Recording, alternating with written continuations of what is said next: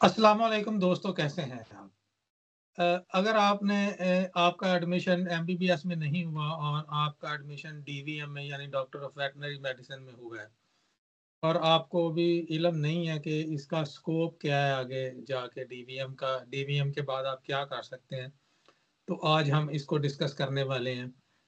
इसका wide scope है, तो मेनली हम इसको डिफरेंट कैटेगरीज़ में डिवाइड करते हैं कि डीवीएम की डिग्री करने के बाद आप सबसे पहले तो गवर्नमेंट सेक्टर को ज्वाइन कर सकते हैं, जिसमें life stock and dairy development department है, जिसमें आप ग्रेड 17 में जाएंगे और रिटायरमेंट तक तकरीबन 20वें ग्रेड तक आपकी रिटायरमेंट हो जाती है।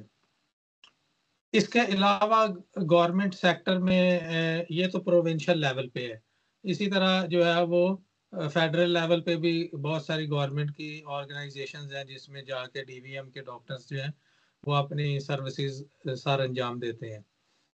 अगर गवर्नमेंट सेक्टर से हट के बात करें तो इसको हम अ, 3 मुख्तलिफ बिग कैटेगरीज में डिवाइड कर सकते हैं, जिसके अंदर नंबर 1 पे पोल्ट्री इंडस्ट्री, नंबर 2 पे फार्मास्यूटिकल इंडस्ट्री और फिर इसकी अब जो एक न्यू इमर्जिंग है जो कैटल इंडस्ट्री है, यानी कि एनिमल फार्मिंग कारपोरेट लेवल पे अब स्टार्ट हो रही है, पाकिस्तान में इमर्जिंग फील्ड है। तो वहाँ और फाइनली अगर चौथी कैटेगरी भी करें तो ये जो कि सबसे बड़ी है, जो रिसर्च एंड डेवलपमेंट और टीचिंग की जॉब्स इसमें आती हैं।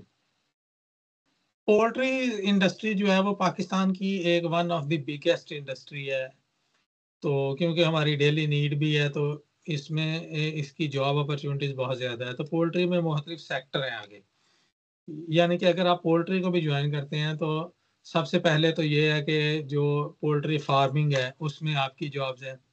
उसके बाद नंबर 2 पे जो पोल्ट्री फार्मिंग के साथ अलाइड फीड इंडस्ट्री है, पोल्ट्री फीड की इंडस्ट्री है, उसके अंदर भी इसकी जॉब है, जिसके अंदर जैसे हाईटेक है या बिग बर्ड है या इसी तरह K&N की मुख्तलिफ, इसी तरह बहुत सो एशिया है, बहुत सारी हैं फीड कंपनीज़ जो जो कि वेट्स को हायर करती हैं और उनकी अच्छी खासी सैलरी होती है। स्टार्टिंग तो थोड़ी होती है, 60-70 से स्टार्ट करते हैं और फिर जैसे-जैसे एक्सपीरियंस बढ़ता है 1 लाख, 2 लाख, 3 लाख, 4 लाख जितनी कैपेबिलिटी होती है इंसान की, फिर उस हिसाब से वो प्राइवेट इंडस्ट्री में तो आपकी वर्थ काउंट करती है ना कि आप कितना कुछ आपको आता है, उस हिसाब से फिर आपकी सैलरी एक्सपीरियंस के साथ बढ़ती जाती है।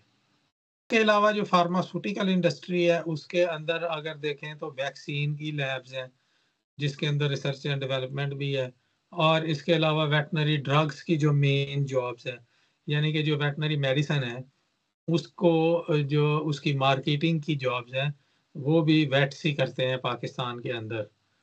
तो ये एक बिग मार्केट है। इसके अंदर पोल्ट्री की मेडिसिन अलहदा और लार्ज एनिमल्स की वैक्सीन और ड्रग्स की जो मार्केटिंग की जॉब्स हैं, वो एक अलहदा, ये एक बिग सेक्टर है, ये भी एक अपॉर्चुनिटी है। अच्छा, उसके बाद जो आती है वो टीचिंग एंड रिसर्च की है। उसमें अगर हम देखें तो ड्यूरिंग डीवीएम आपको 70 से ज़्यादा किस्म के सब्जेक्ट, 70 से ज़्यादा सब्जेक्ट्स जो हैं वो पढ़ाए जाते हैं और उन सब में ही टीचिंग यानी 70 डिफरेंट फील्ड, मोर देन 70, उसमें आप टीचिंग एंड रिसर्च जॉब कर सकते हैं।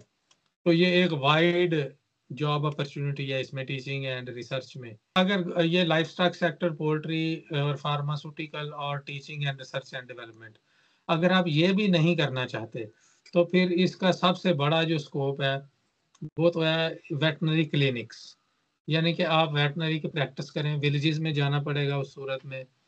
और अगर आपने पेट्स की प्रैक्टिस करनी है तो फिर वो लार्ज सिटी जैसे लाहौर हो गया, मुल्तान हो गया, इनके डेवलप्ड एरियाज में अपना आप क्लिनिक सेटल करते हैं। तो फिर वो जैसे सियालकोट हो गया या गुजरांवाला गुजरात है, तो यहाँ पे लोगों में अवेयरनेस आती जा रही है।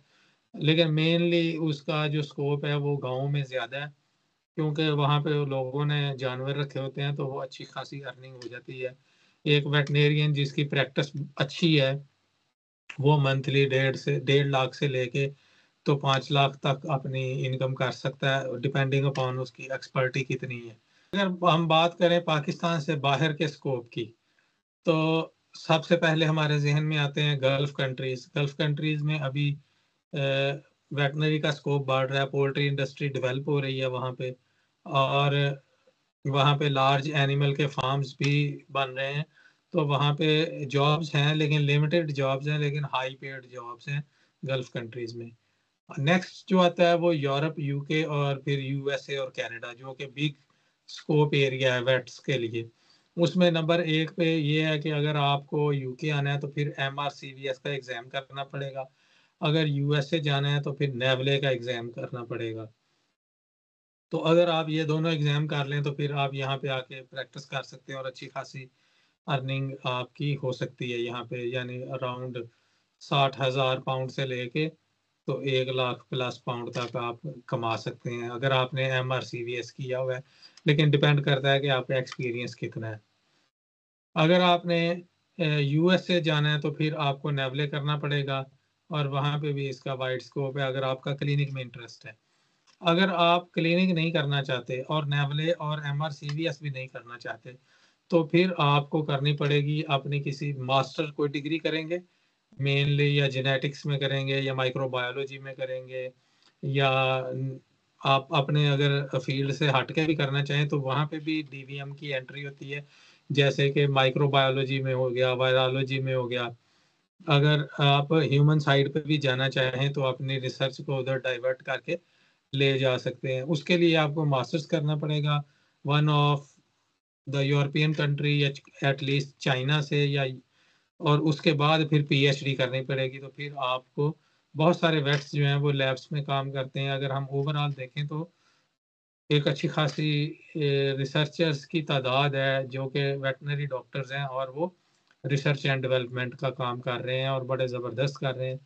और फिर वो एकेडेमिया का आपका जो शुरू हो जाएगा स्कोप, आप यहाँ की एकेडेमिक्स में आ जाएंगे, और फिर वो जो इनका है कि आप लेक्चरर आएंगे, और फिर असिस्टेंट प्रोफेसर, एसोसिएट प्रोफेसर और प्रोफेसर तक आप जा सकते हैं। तो ये सारी एक मैंने ओवरव्यू डिस्कस किया है कि कौन-कौन सी जॉब्स हैं जो कि आप डीवीएम के बाद कर सकते हैं। अगर आपका कोई मज़ीद क्वेश्चन है इसके बारे में तो आप कमेंट सेक्शन में पूछें, और आज के लिए इतना ही। नेक्स्ट सेशन में मिलते हैं, किसी नेक्स्ट डिग्री का स्कोप जानते हैं। अल्लाह हाफ़िज़।